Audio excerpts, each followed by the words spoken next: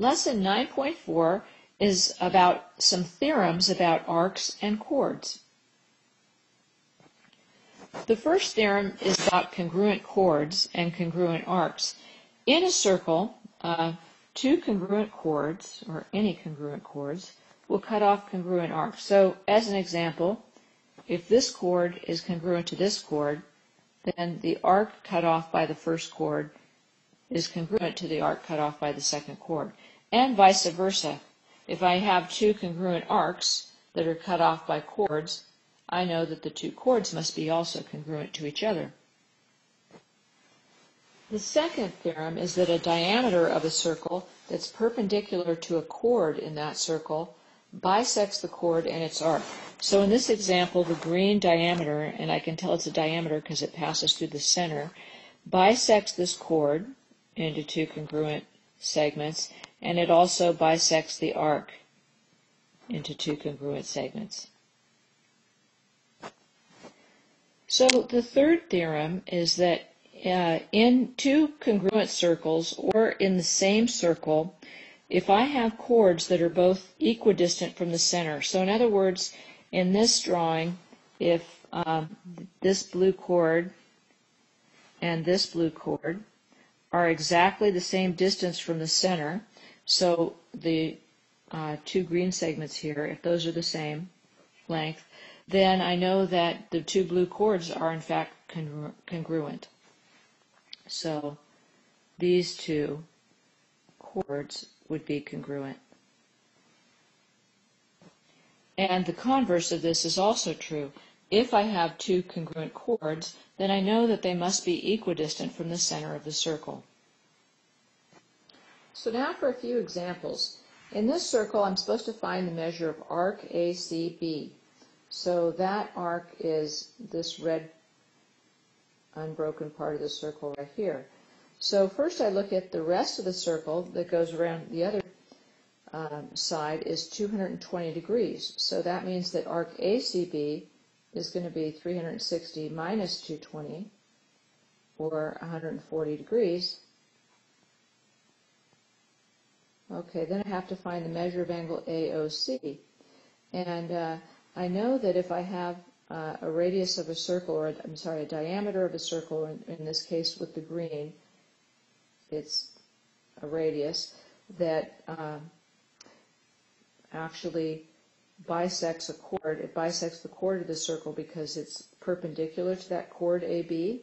I know that at AOC must be half of that 140 degree angle, that's the red arc, because this central angle right here is 140 degrees, so AOC must be half of that, or 70 degrees.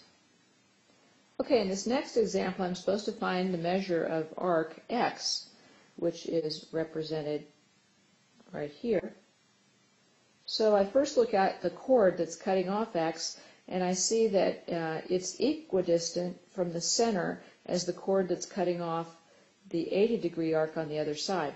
So I know that these two blue arcs must be congruent and cutting off, these two chords must be congruent and cutting off congruent arcs. So I know that X must be 80 degrees. Again, the reason I know this is that two chords equidistant from the center are congruent, and congruent chords cut off congruent arcs. Okay, in the next example I have to find the measure or the length of segment X and segment Y. And X and Y are both part of a chord, and I forgot, I'm supposed to put this in there. So I see I have a radius that bisects that chord, so X and Y must both be the same measure. So next I look and I see that I have a little segment in green that's 5, but I also have a whole radius in green that's 13, and that's a radius. Now, to find X, I can notice that it's one of the legs of a little right triangle with 5 there as a leg. So a thing to notice always is that every radius is congruent to every other radius. So if that one radius is 13, it means this segment here is 13, the purple segment. which is a hypotenuse of a right triangle. So I have a 5 and a hypotenuse of 13. So I know that this is a 5, 12, 13 Pythagorean triple. And so that x is 12. And because I know x and y are congruent, y is also 12. Okay, in the next example, I have to find x and y and the measure of arc AB. So first of all, I notice I've got a little right triangle right here in green, and it has a 60-degree angle up at the top corner. So that means that 6 is a hypotenuse and y is a short leg. So I know that the short leg of that 30, 60, 90 is y, and y must be half of the hypotenuse, so it must be 3. And x must be the short leg times square root of 3, so x must be 3 root 3. And then as far as the measure of arc AB, I do know that the arc that goes from here to here is half of the arc that I would get if I cut off the whole thing.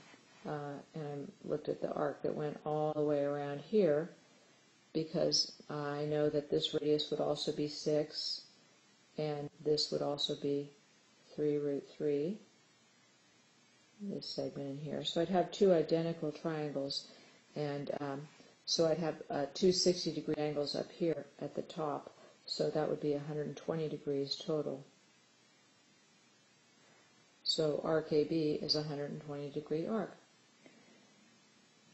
Okay, in this last example, we're supposed to find the length of the arc, of the chord JK.